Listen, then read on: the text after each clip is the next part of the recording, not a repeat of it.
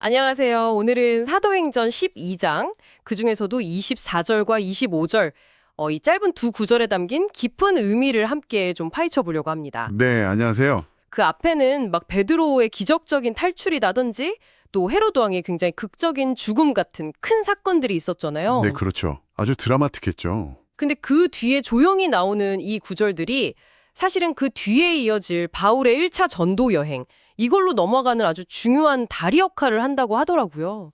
보내주신 자료 보면서 한번 이야기 나눠보겠습니다. 네, 맞습니다.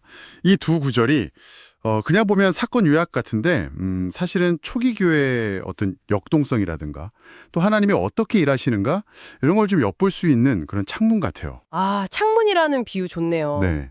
그래서 헤롯이 죽고 나서 하나님의 말씀이 흥황하여 더했다. 이 결과. 그리고 또 바나바와 사울이 예루살렘에서 돌아올 때 마가 요한을 데리고 오잖아요. 그 사건의 의미, 이런 것들을 좀 집중적으로 살펴보면 좋겠습니다. 좋습니다. 그럼 먼저 그 24절 바로 앞에 나오는 헤롯의 죽음부터 좀 짚어볼까요? 벌레에게 먹혀 죽었다는 표현이 상당히 강렬한데요. 네, 그렇죠. 자료를 보니까 이걸 그냥 우리가 생각하는 그런 뭐 기생충 감염? 이 정도로만 보지는 않는 것 같아요. 그게 좀 흥미로웠어요. 네, 그렇습니다. 그 자료에서는 모든 죽음의 어떤 궁극적인 원인, 그걸 눈에 보이지 않는 미생물, 그러니까 벌레로 보는 관점을 제시하는데요. 아, 약간 철학적인 해석이네요. 그렇죠. 뭐 의학적으로야 헤롯이 병으로 죽었을 수 있겠지만 성경은 여기서 주의 사자가 쳤다 이렇게 기록하면서 하나님의 직접적인 개입, 그러니까 일종의 심판을 강조하고 있는 거죠. 주의 사자가 쳤다. 그 당시 사람들이 보기에는 정말 이건 하나님이 하신 일이다. 이렇게 받아들였다는 거군요. 바로 그거죠. 명백하게 그렇게 느꼈다는 겁니다. 베드로를 그렇게 박해하던 헤롯은 죽고 베드로는 살아남았으니까요. 이야, 그 대비가 정말, 네, 극명하네요. 자료에 나온 비유도 재밌었어요. 그 페니실린 같은 항생제에도 살아남는 내성균처럼 인간의 힘으로는 어쩔 수 없는 그런 죽음의 현실. 그러면서도 또 그 모든 걸 넘어서는 하나님의 주권. 이걸 보여준다고요. 여기서 말하는 그 주권이라는 게 섭리랑 좀 연결될 수 있을까요? 모든 것을 아우르는 하나님의 계획, 뭐 이런 거요. 정확하게 보셨습니다. 네. 하나님의 더 큰 그림, 그 섭리 안에서 이 사건을 이해해야 한다는 거죠. 헤롯이라는 아주 강력한 박해자가 사라진 거니까 어떻게 보면 복음 전파에 큰 장애물이 제거된 셈이잖아요. 네네, 그쵸. 그러니까 눈앞에서 이런 극적인 사건이 탕 하고 일어나니까 사람들이 아, 하나님 정말 살아계시구나. 역사를 주관하시는구나. 이걸 막 느끼게 된 거고 그게 자연스럽게 말씀이 더 힘있게 퍼져나가고 또 믿는 사람들이 많아지는 결과로 이어진 거죠. 그렇군요. 그러니까 헤롯의 죽음이 오히려 복음 전파에는 새로운 동력이 된 거네요. 알겠습니다. 자, 그럼 이제 25절로 넘어가 볼까요? 바나바와 사울이 예루살렘에서의 임무를 마치고 돌아오는 장면, 네. 그 부조하는 일이라고 표현된 예루살렘 교회를 돕기 위한 구제 헌금 전달 임무였죠. 맞습니다.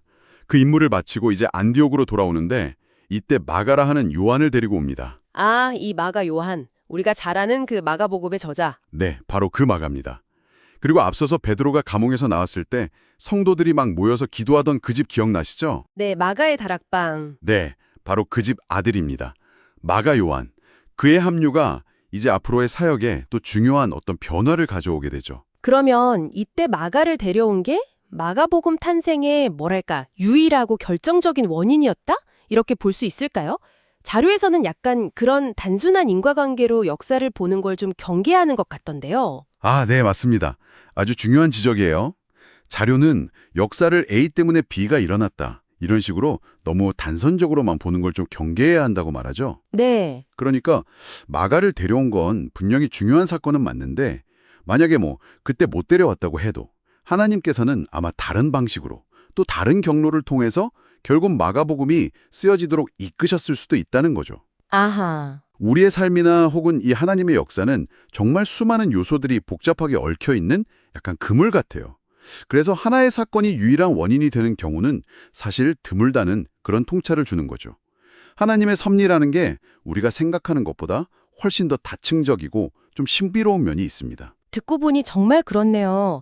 어떤 한 사건에 너무 막 결정적인 의미를 부여하기보다는 좀 더 큰 그림 속에서 어떻게 연결되는지를 봐야 한다는 말씀이시군요. 네, 그렇죠. 근데 그 바나바와 사울이 예루살렘에 갔던 그 부조하는 일 자체도 상당히 의미가 깊다고 자료에서 강조를 하던데요. 아, 네. 그것도 정말 중요합니다.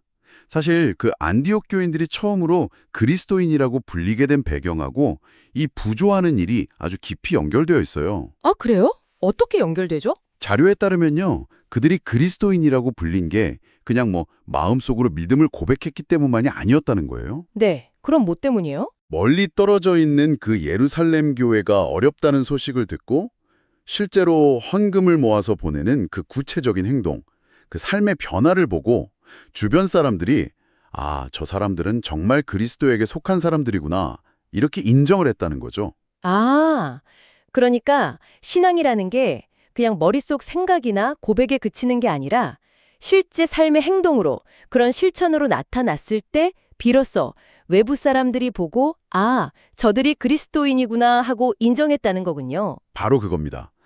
바나바와 사울이 한 그 구제 헌금 전달이 바로 그 상징적인 행동이었던 거고요. 내면의 믿음과 밖으로 드러나는 삶의 모습이 딱 일치할 때 그게 진짜 그리스도인다움이라는 거죠. 이야, 정말 중요한 포인트네요. 오늘 사도행전 12장 24절, 25절 이 짧은 두 구절을 통해서 죽음과 생명, 또 박해와 복음의 확산, 그리고 인간적인 만남과 하나님의 그런 큰 섭리, 마지막으로 신앙과 삶의 일치라는 굉장히 깊은 주제들을 다뤄봤습니다. 정말 짧은데 생각할 거리를 많이 던져주네요. 네, 맞습니다. 특히 우리 삶이나 역사를 단순한 선이 아니라 뭔가 복잡하게 얽힌 그물처럼 보는 관점은 계속 좀 생각해 볼 만한 것 같습니다. 네. 그래서 여기서 자연스럽게 이런 질문을 한번 던져볼 수 있을 것 같아요. 혹시 당신의 삶에서 일어나는 여러 일들을 너무 단순하게 아, 이것 때문에 저것이 생겼어 라고만 해석하고 있지는 않으신가요? 만약 그 사건들 이면에 우리가 지금 당장은 보지 못하는 수많은 연결고리들이 있고 또 더 큰 그림이 있을 수 있다. 이렇게 한번 상상해 본다면 어떨까요? 지금 내가 겪고 있는 어떤 어려움이라 혹은 기쁨을 이해하고 받아들이는 방식이 좀 달라질 수 있지 않을까요? 이 질문을 오늘 좀 마음에 품고 돌아가시면 좋겠습니다.